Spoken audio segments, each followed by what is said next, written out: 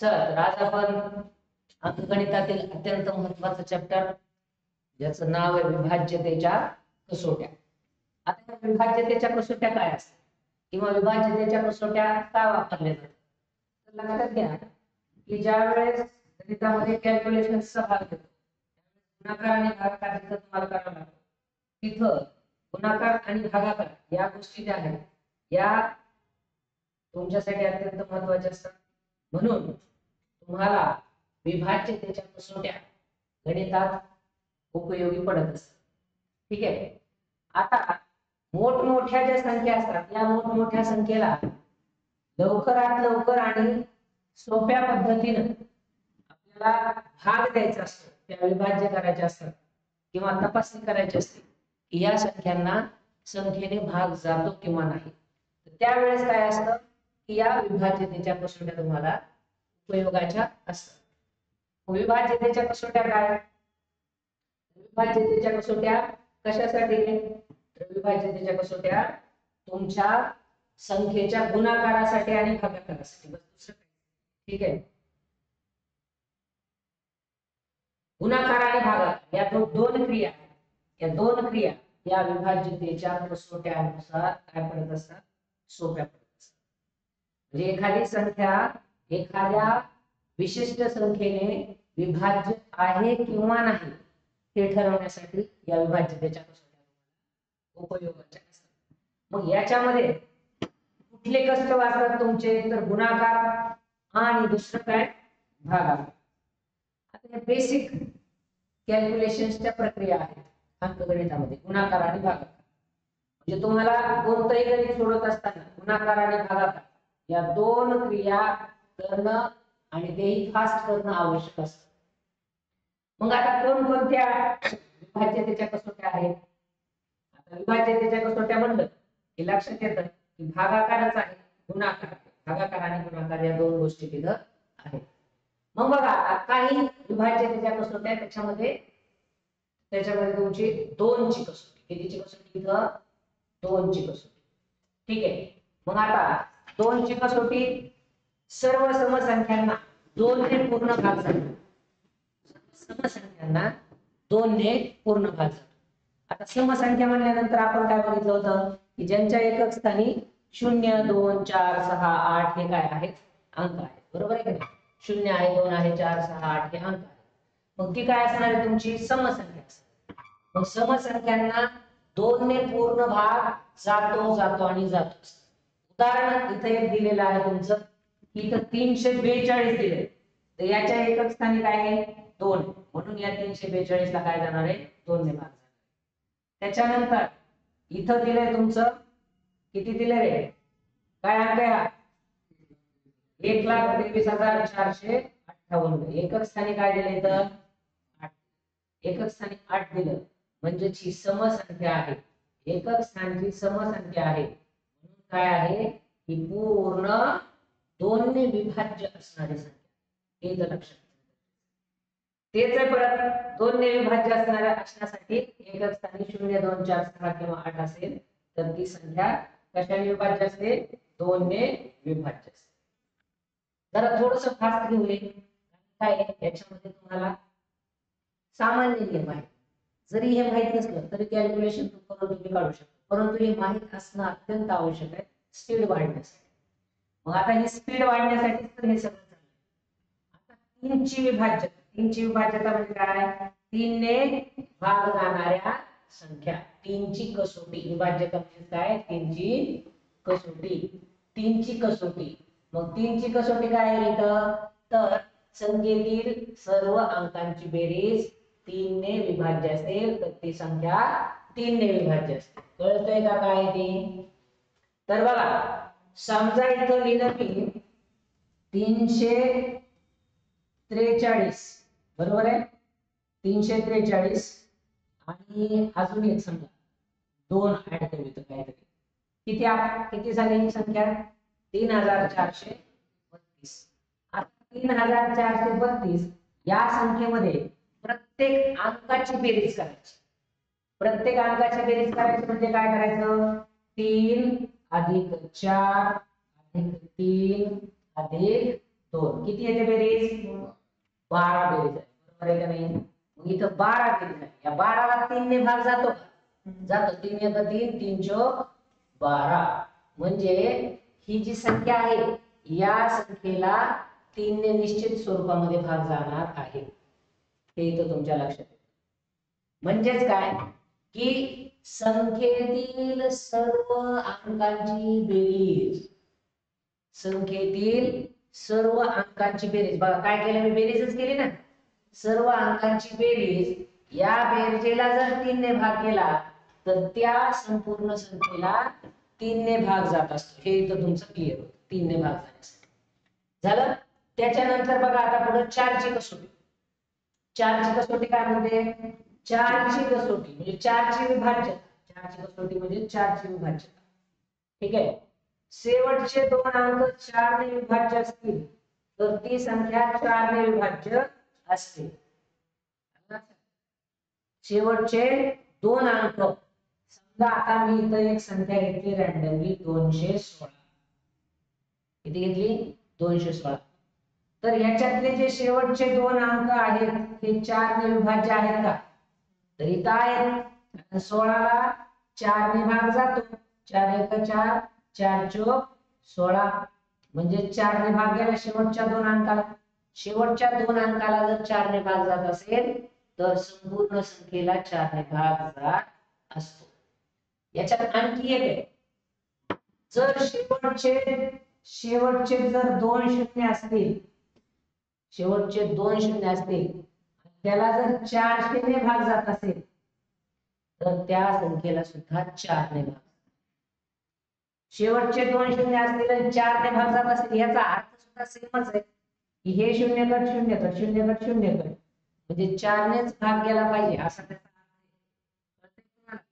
फक्त काय आहे की थोडस वेगळ्या पद्धतीत सांगितलंय समजा इथं 2000 असं लिहिले 2000 याला काय 4 ने भाग घालवायचा जाईल का जाईल ना कारण शेवटचे दोन शून्य आहेत आणि याला तुम्हाला 400 ने भाग द्यायचा आहे मग एक शून्य गट दुसरा शून्य गट एक शून्य गट दुसरा शून्य गट 4 1 4 4 पंचे 20 गेला 4 ने भाग 2000 ला 4 ने भाग गेला 1600 ला गेला बरोबर आहे का म्हणजे 4 ने भाग जाण्यासाठी 400 ने भाग केला पाहिजे आता दोन शून्य असतील तर शतक वाल्या संख्या असतील तर तुम्हाला कितीने भाग केला पाहिजे 400 ने भाग केला पाहिजे मग इथं तुमच्या लक्षात येतं की आपण इथं लीप इयरचा विचार करतोय है ना 400 वर्षांनी येणाऱ्या लीप इयरचा विचार करतोय आणि लीप इयरचा विचार करत असताना आपल्याला लक्षात येतं की आपण कॅलेंडर मध्ये जे 4 वर्षांनी जे रिपीट वर्ष येते 400 वर्षांनी जे रिपीट वर्ष येते त्याचा आपण विचार इथं करत असतो म्हणून हे महत्वाचं आहे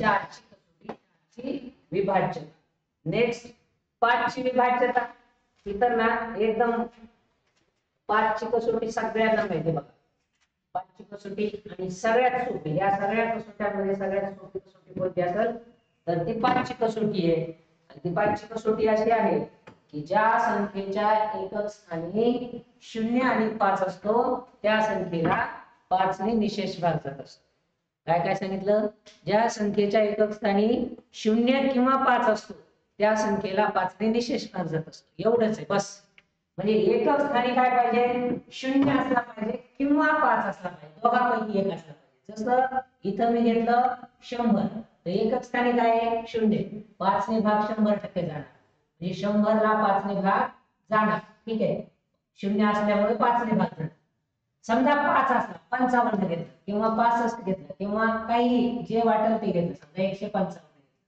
याला 5 ने भाग जाणार का कारण एकक स्थानी काय आहे 5 म्हणजे पहिला अंक एकक स्थानचा अंक 5 किंवा 0 असेल तर त्या संख्येला 5 ने निशेष भाग जात असतो हे तुम्ही इथं क्लिअर लक्षात ठेवा त्याच्यानंतर आहे 6 ची कसोटी 6 ची विभाज्यता बघा लक्षात घ्या मूळ अवयव मी तुम्हाला काल शिकवले दोन संख्यांचा गुणाकार जर केला तर ती संख्या काय बनत असते संयुक्त संख्या बनत असते बरोबर कालच शिकलो आपण कालच्या 1-2 लेक्चर मध्ये ते शिकलो की दोन संख्यांचा गुणाकार केल्यानंतर ती काय असते संयुक्त संख्या असते आता इथं 3 दोन्ही किती यायला लागलं 6 यायला लागलं 6 ही संयुक्त संख्या आहे बरोबर आहे की नाही? त्याचबरोबर सम देखील आहे, सम देखील आहे. आणि दोन संख्यांचा गुणाकार केला तर काय येतं?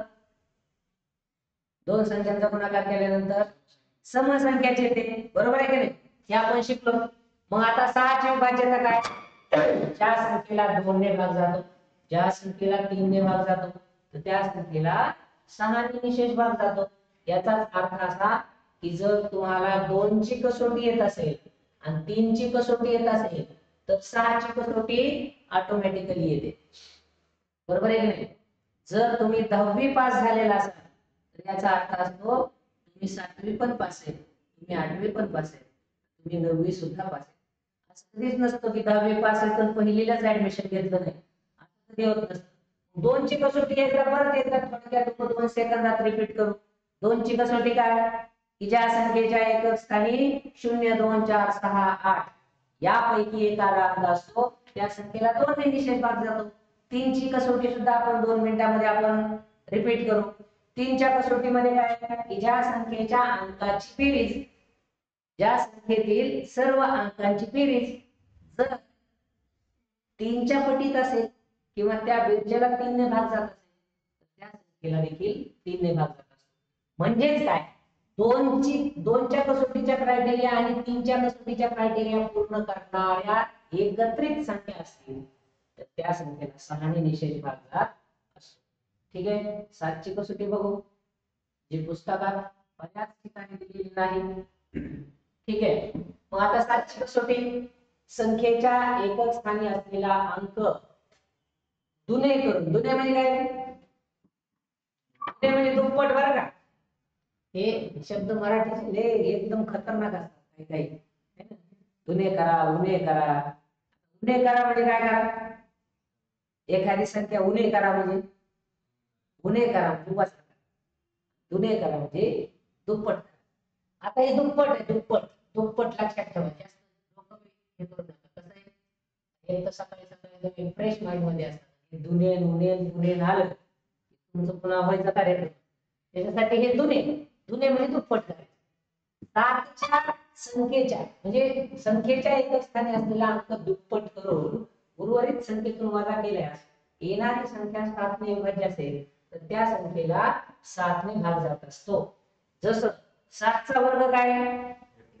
49. 49 ला तर 7 ने भाग जाईल हे तुम्हाला माहिती आहे. मग मी इथे 49च घेतो. 49 एकक स्थानचा जो अंक आहे, एकक स्थानचा अंक कोणता आहे? 9 आहे. 9 ची दुप्पट करायची. 9 ची दुप्पट केली 18 केली. 18 ठीक आहे, पण हा 9 कॅन्सल करायचा बरं का? ते 49 मधूनच वजा करा. मग 18 आणि 4 यांच्यातला फरक काढायचा. किती आला? 14. मग आता 14 हे 7 ची दुप्पट आहे हे तुम्हाला कळलंय. तरी सुद्धा जर मोठी मोठी संख्या असती 10 अंकी 12 अंकी 15 अंकी तर ते इतक्या सहजासहजी कळलं नसतं. मग परत एकच स्थानचा अंक आहे त्याची काय करायची? दुप्पट करायची. किती आले? 8. आणि मग 8 आणि 1 याच्यातला फरक किती आहे? 7. असा जर 7 फरक आला तर समजायचं ती संख्या 7 ने काय आहे? 7 ने विभाज्य आहे. 7 चा घन कोण सांगतं? 7 चा घन सांगा. अरे घन घन 7 चा 3 वेळा गुणाकार. 7 गुणिले 7 गुणिले 7 म्हणजे 7 चा घन. 7 साठी 49. 49 तर 343. 343 बघा. आता एक आपल्याला उदाहरण म्हणून घ्यायचे. 343. आता मी काय केली? 3 ची दुप्पट केली. किती आले? 34 मधून 6 वजा केले. किती आले? 28. बरोबर आहे? पुन्हा मी 8 ची दुप्पट केली. किती आली? 16. 16 आणि 2 याच्यामधला फरक किती आहे? 14. 14 पुन्हा मी 4 ची दुप्पट केली. किती आली? 8. 8 आणि 1 यांच्यातला फरक किती आहे? शेवटी फरक 7 किंवा 0 आला. 7 किंवा 0 आला तर काय येतं? ती संख्या 7 ने काय असते? परिपूर्ण विभाज्य असते. चला 8 ची कसोटी. आता इथे 4 ची कसोटी आठवते का तुम्हाला सगळ्यांना? 4 च्या कसोटीत काय म्हणलं होतं मी? शेवटचे 2 अंक 4 ने विभाज्य असतील तर कितीने भाग जातो? 4 ने भाग जातो. 8 चं कसं फक्त 3 अंक आहे. 8 ने विभाज्य म्हणजे 8 ची कसोटी. 8 ची कसोटी काय म्हणते बघा? की 8 ची कसोटी मध्ये शेवटचे 3 अंक 8 ने विभाज्य असतील तर ती संख्या 8 ने विभाज्य असते. ठीक आहे. आता 8 चा घन सांगा. 8 8 64 64 8 64 8 असं करा गरीब माणसासारखं. 64 गुणिले 8. हा, आणि हे तुम्ही हे 8 ची पट तुम्ही कुठे बघितली? 8 ची पट असते बघा, बीट बाईट है ना. त्यानंतर तुमचं जीबी, त्यानंतर टीबी, गिगाबाईट, टेराबाईट, मेगाबाईट. काय आहे? काय आहे? मेमरी, मेमरी, डिजिटल मेमरी है ना. ही अशी डिजिटल मेमरी 8 च्या पटीत मस्त, 10 च्या पटीत नाही. म्हणून मग इथं किती? 512. किती? 512. 512 आलं का? त्या 512 ला 8 ने भाग जातो का हे बघितलं पाहिजे. 512 ला कितीने भाग जातो का? 8 ने भाग जातो. ठीक आहे. मग 512 भागिले 8. 8 8 64 जास्त व्हायले. 8 चा पाडा 51 पर्यंत मोजा. 8 चा घन 48. 51 मध्ये 48 गेले, खाली किती राहतात? 3 राहतात. 32 झाले.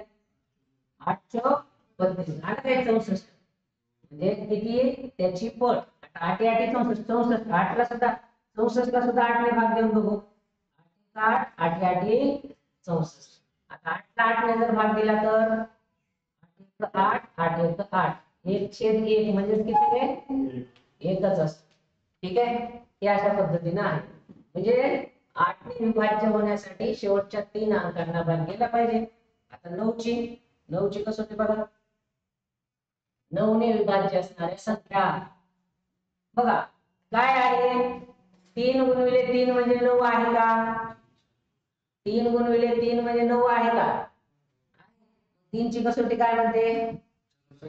सर्व संख्यांची बेरीज केली तर त्या संख्येला 3 ने भाग. क्लिअर झालं? ओके. आता जर 9 ची कसोटी लावायची आणि आपल्याला 3 चे जर दोन विभाज्य म्हणजे दोन जर मूळ अवयव काढले तर 3 आणि 3च येतात. मग 3 ने भाग केला पाहिजे, एवढंच आहे फक्त. बरोबर आहे.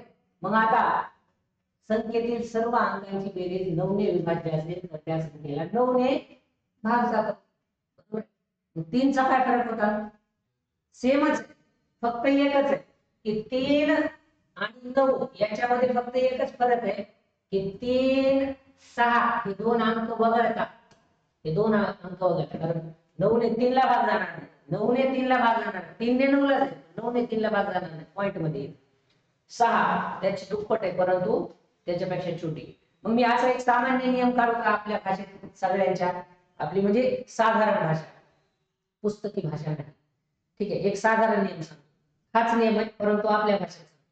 तो नियम काय आहे की ज्या संख्येला 3 ने भाग जातो त्या संख्येला 9 ने सुद्धा भाग जातो परंतु ती संख्या 9 पेक्षा छोटी नसली पाहिजे. बस 30 असू दे, 9 पेक्षा छोटी नसली पाहिजे म्हणतो मी. 9 च्या पटीत असली पाहिजे. ठीक आहे. 3 ने भाग जातो मान्य ना. 3 ने भाग जातो. हे म्हणायचं तुला 30 भागिले 3. 3 10 30 आलं. बरोबर आहे. मग आता ही संख्या 9 च्या पटीत पाहिजे ना. इथं 9 झाल्यानंतर दुसरी कोणती येणार? 18 येणार आहे. हे 10 11 12 13 14 15 16 17 या पटीत नसली पाहिजे. हे सांग. आता ही 3 ची पट 10वी ना, मग नाही चालत. 3 ची पट 11वी नाही, 3 ची पट 12वी नाही. 12 9 अष्टोदश. 12 9 किती? अष्टोदश. 108. 108 किती किती? 27 ला भाग जातो ना 9 ने. 9 1 9 9 3 जातो का? ठीक आहे. एक लक्षात ठेवा, 9 ने भाग जाण्यासाठी 9 म्हणजे जी संख्यांची बेरीज यायला लागली, जी संख्यांची हे लक्षात घे. माझ्या लक्षात आलं तुला काय करायचंय की 3 ने भाग गेला पाहिजे, 9 ने भाग नाही गेला पाहिजे. मूळ अवयव शोधून बाजूला काढणं लगेच लक्षात येतं ना कोणकोणत्या संख्या. म्हणजे दोघांचे मूळ अवयव सारखे नसले दोन संख्येने भाग जाणारच नाही. असं तुला शोधायचं की 13 समजा 3 3 चौक 12 मग 9 ने भाग जात नाही, मग 3 3 3 ने तर जातो. बरोबर आहे. 21 9 ने भाग जात नाही, मग 3 ने तर जातो. 24 9 ने भाग जात नाही, 3 ने भाग जातो. पण 24 या दोन संख्यांची बेरीज जर केली तर किती येते? ही 24 संख्या. 24 संख्या, 24 ची बेरीज किती येते 6. मी काय म्हणलं 9 पेक्षा लहान पाहिजे का नाही पाहिजे. ठीक आहे. आता 108 आहे, 108 याची बेरीज किती आली 9. जाईल का 9 भाग 100% भाग जाईल. ठीक आहे. 127, 127 किती आली बेरीज 10. जाईल का 9 भाग नाही. घाला बरं 9चा पाढा जाणार का भाग का, कारण बेरीज किती यायला लागली 10 आहे. बेरीज किती पाहिजे होती 9 ची पट पाहिजे होती. 9 ची पट. पट म्हणजे काय, पट म्हणजे काय, पट म्हणजे तेवढ्या वेळा केलेला गुणा, ते म्हणजे पट. ठीक आहे. हे आहे तुमचं 9 ची कसोटी. त्याच्यानंतर आता तुमची 10 ची कसोटी. कितीची कसोटी 10 ची. जशी 5 ची होती ना तशी 10 ची. 5 ची कसोटी काय होती सांगा. ज्या संख्येच्या एका स्थानी 0 आणि 5 होतं त्या संख्येला कितीने भाग जात होता 5 ने भाग जात होता. 10 ची कसोटीमध्ये एकक स्थानी केवळ आणि केवळ 0 पाहिजे, आणि म्हणून जर त्या संख्येच्या एकक स्थानी 0 असेल तर 10 ने निशेष भाग जात होता किंवा जातो. मग तुम्हाला लहानपणी ज्यावेळेस सांगितलं 9चा पाढा म्हण, तर तुम्ही म्हणले नाही सर 10चा म्हणू का म्हणून अशी शाळा दिली तुम्ही आठवते का. 10चा सोपा होता. तुम्हाला म्हणलं 17चा पाढा म्हण, तुम्ही म्हणले सर 15चा म्हणू का. कारण तुम्हाला माहित होतं ही पट सोपी आहे. बरोबर आहे. आणि सगळ्यात अगोदर कोणता पाढा पाठ झाला असेल तुमचा इमानदारीने सांगा. 10, 20, 30, 40, 50, 60, 70, 80, 90, 100 झालं. शाबास. आणि मास्तर मी इतके खतरूटे होते, एखाद्याला जर हाणायचं असलं 17चा पाढा म्हणायला, 27चा पाढा म्हणायला, बरोबर आहे का. 13चा पाढा म्हणायला, एखाद्याला सोडून द्यायचं असलं 10चा पाढा म्हणायला, 5चा पाढा म्हणायला आहे ना. आता 2चा तर सगळ्यांनाच येतो आहे ना, 2चा सगळ्यांनाच येतो. पण हे अशा पद्धतीने असायचं. मग आता ही 10ची कसोटी, 10ची विभाज्यता, एकच स्थानी काय पाहिजे फक्त 0 पाहिजे. म्हणजे मी जर इथं 10 लिहिलं 10 ने भाग जातो, 20 लिहिलं 10 ने भाग जातो, 50 लिहिलं 10 ने भाग जातो, 500 लिहिलं कितीने भाग जाईल 10 ने भाग जाईल. बरोबर आहे. त्यानंतर मी असं 10,000 लिहिलं तरी सुद्धा काय होईल 10 ने भाग.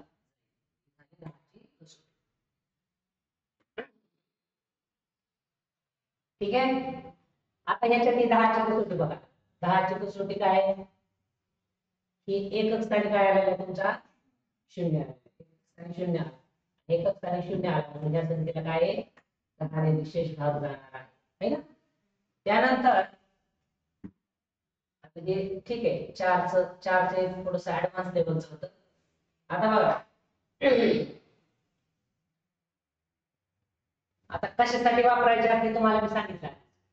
मोठ्यात मोठ्या संख्या असतात, त्या मोठ्यात मोठ्या संख्येला जर भाग द्यायचा असेल किंवा ती संख्या त्या संख्येने विभाज्य आहे का नाही हे जर सांगायचं असेल त्या संख्या काय कशासाठी महत्वाच्या असतात, कशासाठी महत्वाच्या असतात ते गुणाकार आणि भागाकारासाठी महत्वाच्या असतात. 5ची कसोटी आपली झालेली आहे. त्याच्यानंतर 7ची झाली आहे, 8ची झाली आहे, 10ची झाली आहे, डबल दोन डबल आले. ठीक आहे. 11ची कसोटी काय म्हणते. 11ची कसोटी की ज्या संख्येतील एका आड एक अंकांची बेरीज करून त्याचा फरक काढला तर तो फरक 0 किंवा 11च्या पटीत असतो तर त्या संख्येला काय असते, त्या संख्येला 11 ने विशेष भाग जात असतो. बरोबर आहे. आता समजा मी इथे एक संख्या घेतली 1331. कोणती संख्या घेतली 1331. समस्थान आणि विषमस्थान, समस्थान आणि विषमस्थान यांची बेरीज करून त्या दोघांमधला फरक जर 0 किंवा 11च्या पटीत असेल तर त्या संख्येला कितीने भाग जात असतो 11 ने भाग जात असतो. मग आता विषमस्थान बघा 1 आणि 3, समस्थान बघा 3 आणि 1 अधिक 3 किती आले 4 आणि 3 अधिक 1 किती आले 3 अधिक 1 किती आले 3 अधिक 1 सुद्धा किती आले 4. या दोघांमधला फरक किती आला 0 आला. ठीक आहे. म्हणजे 11 ने भाग जाण्यासाठी एका आड एक येणाऱ्या संख्या 1331 एका आड एक येणाऱ्या संख्या यांच्यातील किती पाहिजे 0 पाहिजे किंवा 11 पाहिजे. जर तसा असेल तर त्या संख्येला 11 ने निशेष भाग जात असतो. ठीक आहे. 11 चा वर्ग सांगा 120. 11 चा घन सांगा 1321. बरोबर आहे की नाही. 11 चा चौथा घात सांगा 11 चा चौथा घात सांगा. 11 चा 11 गुणिले 11 गुणिले 11 गुणिले 11 किंवा आपलं गरीब माणसासारखं 1331 गुणिले 11 करा. 1331 गुणिले 11 काय करणार 1331 चा दोनदा बेरीज करणार. 1331 कशी करणार सांगा बरं. या काय जर गुणलं तर किती येणार 1331 च येणार ना.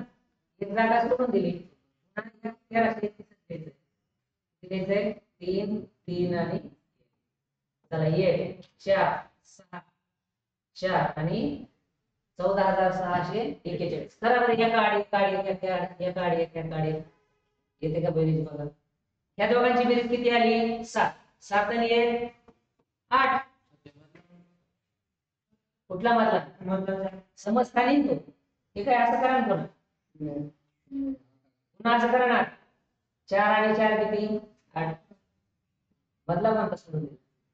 ठीक आहे. पहिला अंक दुसरा अंक तिसरा अंक चौथा अंक पाचवा अंक विषम विषम स्थानावरचे अंक घेतले पुन्हा सम सम स्थानावरचे अंक घेतले.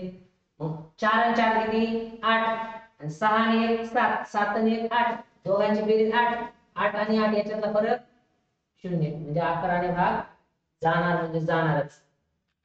चला आता काय असते बघा काही क्रिया असतात त्या कॅल्क्युलेशन कॅन्सलेशन कशा करायच्या आणि तुम्हाला त्याची पट कशी शोधायची ते मी तुम्हाला आता शिकवतो. बघा आता एकदा मला सांगा कसोट्या सगळ्यांना समजल्या का. आता हे थोडंसं पुढे ऍडव्हान्स लेवलला जायचं. काटाकाटी शिकायची. कुठला अंक कुठल्या अंकाने कॅन्सल होतो कोणती संख्या कोणत्या संख्येच्या पटीमध्ये आहे हे असं बघितल्या कळलं पाहिजे. 144 आणि 12 याचा काहीतरी संबंध आहे. बरोबर आहे का नाही. त्याच्यानंतर 225 आणि 15 त्याचा काहीतरी संबंध आहे. 625 आणि 25 याचा काहीतरी संबंध आहे. बरोबर आहे की नाही. म्हणजे एकमेकांची पट आणि एकमेकांनी त्या काटल्या जाऊ शकतात का हे आपल्याला बघायचं. त्यापूर्वी तुम्हाला एकदा परत एकदा फक्त 2 मिनिटांमध्ये सगळ्या कसोट्या परत एकदा रिवाइज फक्त बार काही नाही मोबाईल मध्ये कुणी दोन खुपसायचं नाही. त्याचबरोबर काहीही लिहायचं नाही. बसत असताना एकदम थोडस फ्रेश माइंड वाचायचं नाहीतर कुठं तरी उगं असं म्हणजे आपल्याच धुंदीत राहायचं नाही उपयोग होईल. नाहीतर मग काय उपयोग नाही. नाहीतर मग काय होतंय असं पालत आहे त्याच्यावर आम्ही कितीही पाणी ओतलं नाही. आणि तसं जर झालं तर मग इतकं धावपळ करून येऊन सगळ्या गोष्टी मॅनेज करून त्याचा काहीच उपयोग होत नसतो हे तुम्ही लक्षात. परत एक 2 ची कसोटी ज्या संख्येच्या एकक स्थानी 0 2 4 6 8 यापैकी एखादा अंक असतो त्या संख्येला 2 ने निषेध भाग जात असतो. 3 ची कसोटी 3 च्या कसोटीमध्ये ज्या संख्यांची बेरीज 3 च्या पटी संख्येतील अंकांची बेरीज 3 च्या पटीत असते त्या संख्येला 3 ने निषेध भाग. 4 ची कसोटी ज्या संख्येच्या अंकातील शेवटचे 2 अंक घेतल्यास त्या 2 अंकापासून बनणारी संख्या ही जर 4 च्या पटीत असेल तर त्या संख्येला 4 ने निषेध भाग जात असतो. त्याचबरोबर जर 2 शून्य असतील शेवटी तर 4 ने भाग गेला तर त्या संख्येला 4 ने निषेध भाग जात असतो. 5 ची कसोटी ज्या संख्येच्या एकक स्थानी 0 आणि 5 असतात त्या संख्येला 5 ने निषेध भाग जात असतो. 6 ची कसोटी त्यामध्ये ज्या संख्येला 2 आणि 3 ने भाग जात असतो त्या संख्येला 6 ने निषेध भाग जात असतो. 7 ची कसोटी ज्या संख्येतील अंकाच्या एकक स्थानाची दुप्पट करून उर्वरित संख्येतून वजा केल्यानंतर जर 7 च्या पटीत संख्या येत असेल तर त्या संख्येला 7 ने निषेध भाग जात असतो. 8 ची कसोटी ज्या संख्येला 2 ने आणि 4 ने भाग जात असतो त्या संख्येला 8 ने निषेध भाग जात असतो. ज्या संख्येची 8 आणि शेवटच्या 3 अंकाला 8 ने म्हणजे 8 च्या पटीतल्या शेवटच्या 3 अंकाला जर 8 ने भाग जात असेल 8 ने निषेध भाग जात असतो. 9ची कसोटी ज्या संख्येला 3 ने भाग जात असतो त्या संख्येला 9 ने देखील भाग जात असतो. फक्त अट एक आहे, ती संख्या 9 पेक्षा छोटी नसली पाहिजे आणि 9च्या पटीत असली पाहिजे. याचाच अर्थ असा की 3ची कसोटी जशी संख्यांची बेरीज केल्यानंतर 3 ने भाग केला पाहिजे, तसंच संख्यातील बेरीज केल्यानंतर 9 ने भाग केला पाहिजे. 9 ने भाग जातो. 10ची कसोटी ज्या संख्येच्या स्थानी 0 असतो त्या संख्येला 10 ने भाग जातो. 11ची कसोटी संख्येतील अंकांची एका आड एक बेरीज करून जर दोघांचा फरक 0 किंवा 11 असेल तर त्या संख्येला 11 ने भाग जात असतो. 12ची कसोटी ज्या संख्येला 3 ने 4 ने भाग जातो त्या संख्येला 12 ने भाग जात असतो. 13ची कसोटी 13 ही मूळ संख्या आहे तर आपल्याला 13ची पट शोधावी लागते. 13 ने भाग जात असतो. 14ची कसोटी ज्या संख्येला 2 ने 7 ने भाग जातो त्या संख्येला 14 ने भाग जात असतो. 15ची कसोटी ज्या संख्येला 3 ने 5 ने भाग जात असतो त्या संख्येला 15 ने भाग जात असतो. 16ची कसोटी ज्या संख्येला 2 ने 4 ने 8 ने भाग जात असतो त्या संख्येला 16 ने भाग जात असतो. 17 ही मूळ संख्या आहे, 17ची पट शोधावी लागते. 18ची कसोटी ज्या संख्येला 3 ने भाग जातो, ज्या संख्येला 6 ने भाग जातो, ज्या संख्येला 9 ने भाग जातो त्या संख्येला 18 ने भाग जात असतो. 19ची कसोटी मूळ संख्या, 20ची कसोटी 10ची कसोटी 20 ला लागू होते, पण 2ची पण कसोटी 20 ला लागू होते. याच्या पुढच्या कसोट्या पाठ करायची गरज नाही. सांगत बसलो तर तुम्ही म्हणता सर काय चाललंय, तुम्ही नुसते मूळ अवयव सांगायला लागला, कसोटी म्हणायला लागला. तेच आहे, फक्त काय आहे तुम्हाला समजत नसतंय म्हणून तुमच्यावर अत्याचार, दुसरं काही नसतं. तुम्हाला काही समजत नसतं हे असतंय म्हणून, बाकी काहीच नाही. आता या सगळ्या कसोट्या म्हणजे काय मूळ काय मूळ अवयव संपलं. मूळ अवयव लक्षात ठेवायचे, कसोट्या लक्षात ठेवायची गरज नाही. पण कसोट्यावर प्रश्न पडतात म्हणून तुम्हाला हे सांगण्यात आपण कॅन्सलेशन. कशाचं कॅन्सलेशन? तर काटाकाटी. 2 तलवारी असते अशा एकमेकांना काटाकाटी करायची. त्यांनी त्याला काटायचं, त्याने त्याला काटायचं, त्याने त्याला काटायचं, त्याला म्हणायचं काटाकाटी. मग आता काटाकाटी करा. आता काटाकाटी करून ही क्रिया अतिशय महत्वाची, लक्षात घ्या. संक्षिप्त रूप द्यायचे. संक्षिप्त रूप म्हणजे काय? संक्षिप्त रूप म्हणजे काय? छोटा भीम है ना. अजून काय कुठलं कार्टून आहे छोटा भीम, अजून काय छोट रूप, छोटा सिंगम है ना. मोठा सिंगम आणि छोटा सिंगम नाही, कार्टून बघत नाही तुम्ही? ते काय असेल टॉम अँड जेरी तुम्ही बघा. ते कार्टून बघणं चांगलं असतं. त्याने काय होते, बुद्धिमत्ता वाढते. खुश काय कार्टूनच बघितले नसते लहानपणी तर तुम्हाला हिंदीच आली नसते. आता ते टिल्ले टिल्ले असते ना बारकाले 2, 2.5, 3, 4 वर्ष ते दणादण हिंदी बोलते आणि पुन्हा विचार कर खुशी बोलत असते. ते काय करत नाही, फक्त कार्टून बघत येतात मग ते येते त्यांना. तसं आता हे कार्टून त्याचा विषय नाहीये, फक्त विषय आहे की त्याचं छोटं रूप करायचं.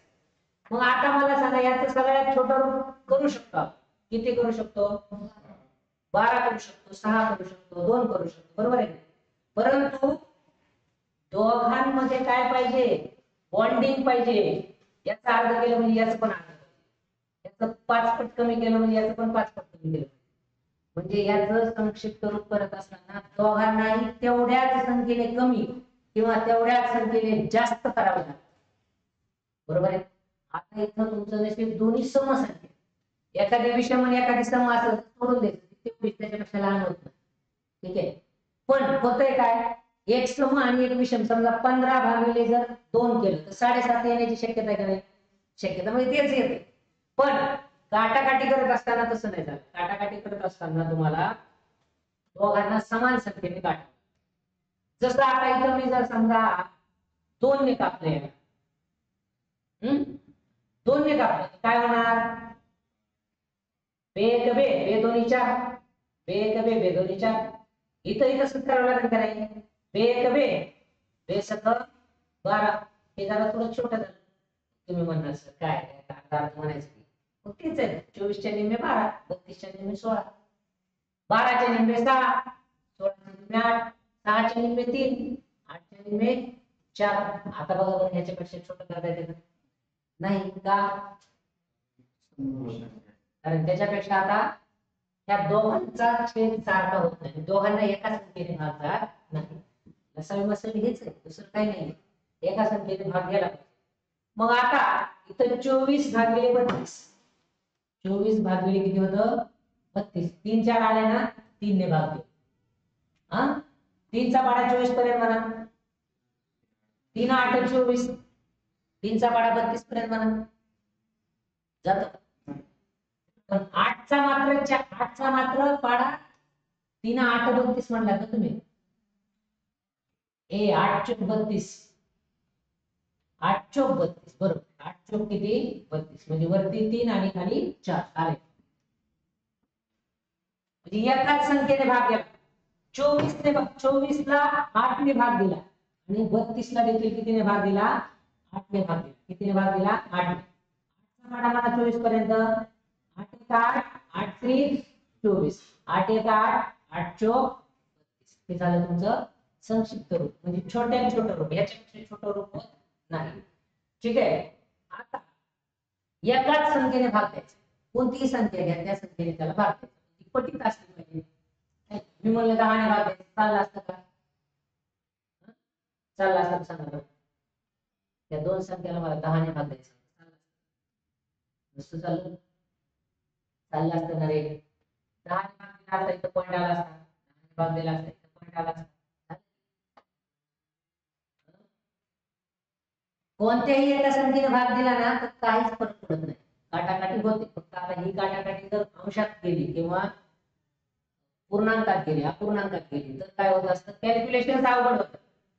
आता 3.2 आणि 2.4 याला एका संख्येने भागले 10 दिलं ना संक्षिप्त रूप. म्हणजे एकाच कोणत्याही संख्येने तुम्ही भाग देऊ शकता. पण ती पट जर असेल ना तर सोपं जातं, पट नसेल तर पॉइंट मध्ये उदाहरण जातं, म्हणून ते अवघड जातं.